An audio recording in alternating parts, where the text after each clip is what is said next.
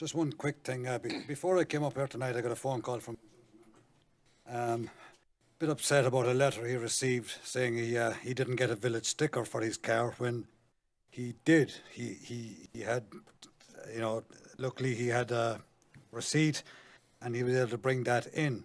And he was upset that, that he actually had to come back in to prove that he actually did something. I explained to him that I also got a letter for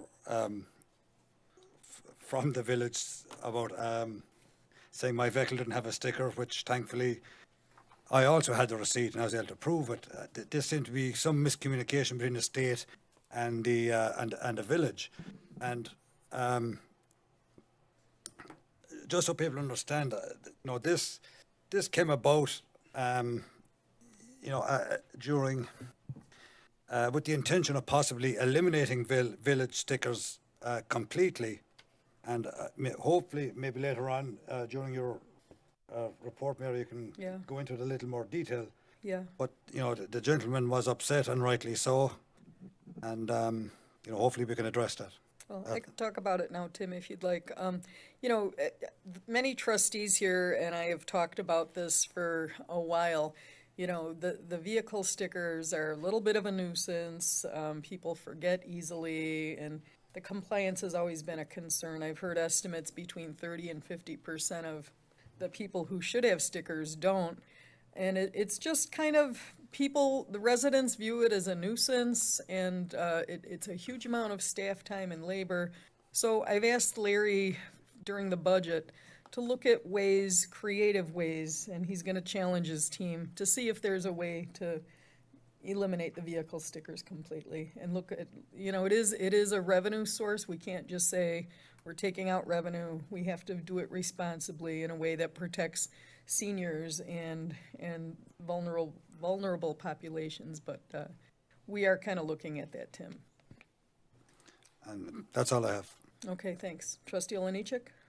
Well, I do want to go a little bit into that because I too have received some phone calls and inquiries about why am I getting this? And when I explained to the residents that one of the most common complaints that people give with their vehicle stickers is, I've got my stickers and all you have to do is drive up and down the street and you'll see many people that don't have stickers. So our staff under the finance was directed to Brian, do you want to go through the whole project of what you were directed to do? Sure. And how we came to this? What we did is we took the state of Illinois database that Jesse White has for all vehicles that register with the state of Illinois, compared that to our database. And for some of the letters, there was differences in addresses, but to date, we've collected a little over $70,000. We still have 2 weeks left in this quote amnesty period. So from a standpoint of an annual basis, the benefit to the village is about $25,000 a year, because the 70,000 plus that we've collected, there's about 40,000 in penalties. So I think, and the cost of sending the vehicle stickers out was about $8,000. And that was the letters, but the question that I have a hard time answering would be, well, I paid for a vehicle sticker. I live at the house. Why did I get a letter that said that I didn't get my vehicle sticker? And the reason for that is because when they filled out our form, the license plate was wrong, their driver's license was wrong. In every case that's happened, they just have to give us the letter and then check our database or try to update the state. But does the resident physically have to come in, or can they? No, if they read the letter, they just had to send the letter and put it in the night deposit box or mail it back to me. Okay. And if they don't own the vehicle, many times the state of Illinois shows them as still owning the vehicle, and at the bottom of the letter, all they had to say is, I no longer own the vehicle, sign it, and send that back. They really didn't have to come to the village. Okay, because that's the main complaint that I'm getting, and I understand that. Right, there's a difference, clearly there's a difference between the database the state of Illinois has and the database that the village of Oak Lawn has. And those differences many times are minimal. In the case of Tim Desmond, that's exactly what happened. So we'll correct either our database or we'll send a letter with all these changes to the state. But isn't it safe to say that this is the first time that it was done and we're ironing out some of the wrinkles in it, but overwhelmingly, the amount of money that we spent to get the letters out and the amount of people that hadn't been abiding by the law and had not been purchasing their stickers? How many total stickers have we sold since? Well, we like I started said, it's about $25,000 in stickers, about an additional, now it's over $1,000 in new stickers, people that hadn't bought. So, and again, it's an annuity for every year, so the net benefit to the village is over in excess of $60,000. And remember, these are the people that did not buy stickers that have vehicles registered in Oak Lawn. Yeah, So, we understand that, but I think, you know, when all this is over with, we'll have an idea. If we decide to eliminate them, we'll have an idea of how much revenue we need to generate somewhere else. it's $900,000. That's, It's $900,000 that vehicle sticker brings in. that was last year. But we don't. Last year was about $850,000.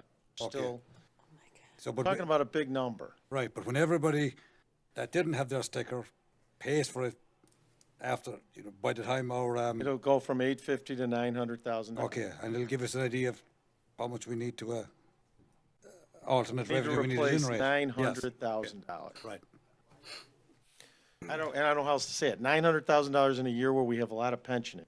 So I'm all ears on how we're going to do it. We can raise property taxes, which I know this board has given me a directive not to do, and which we haven't done for the last 4 years.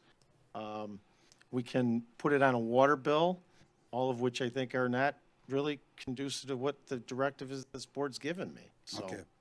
It's a challenge. But we could do better with making sure that the database is clarified. Absolutely. Better And that, in this letter, just clear, I realize there is some, I also got a letter, 'cause my daughter lives in Bloomington, Indiana. So I mean, so I'm not any different than the rest of you. And is there an inconvenience to that? Absolutely. But But hopefully it'll be a the one, database will be cleaned up, and Yes. that's one of the reasons the letter is. yeah. This has never been done before. So I apologize to everyone that's inconvenienced, but there was no easy way to do it. Thank you. Yes, thank you, Mayor. Just for clarification on the vehicle sticker, if a resident did not receive notice that as we normally do, that they had their vehicle stickers were due by, July 31st, and they didn't get vehicle stickers, and then they got the letter saying that they didn't get, they had to pay a penalty of 4 times the cost of the vehicle sticker. Is that a fine that they have to pay, or is that something that there's amnesty? Well, the penalty isn't 4 times, it's $50, okay, which is half of the ordinance that was passed by the board. So it's $25, it's $50 penalty, and I don't know how, it's their responsibility. They have a car registered in Oak Lawn to buy a vehicle sticker. That's what the ordinance says. So even though we try, I believe most of these people have actually received those notices. And with all due respect, the letter did what it was supposed to do, which is address the scoff laws and people that hadn't bought them. So I don't know what else to say. These are scoff laws. All right, thank you. That's it? Okay, District. I'll touch a little bit on the vehicle tags too, Mayor. $900,000, $800,000 of our annual budget comes from the sale of vehicle tags. And for most of my police career, the only enforcement action fell upon the police department to go out and write tickets and find violations, which is really kind of a waste of a police officer's time. There's better things to do than go out and enforce vehicle tag violations. This concept that came about this year is to encourage the 20% of the people who do not buy their tags to buy their tags. If 80% do, the 20% should be held accountable without the police department spending a lot of resources to do it. I think the program, as you said, this concept has worked, okay, and these people tags. So I know we got a lot of complaints. I've got a lot of constituents upset when they got to pay the fine. But they expire. You get 6 weeks of grace time, no penalty, no nothing. Okay, so maybe next year we won't have to deal with tags and all this issue. With the vehicle stickers, I've gotten feedback as well on the vehicle stickers, and it's been positive in the sense that it's good we're talking about it because several people have said to me, and I just got recent word, not just now actually, you know, that they've been paying and, year after year, and they're familiar with a lot of neighbors and people that don't.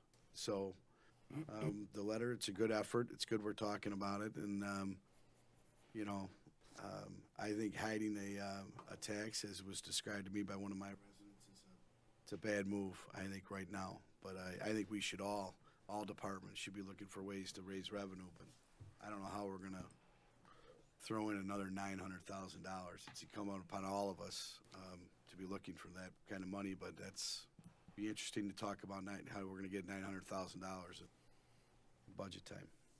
That's all I got. Thanks, Mayor.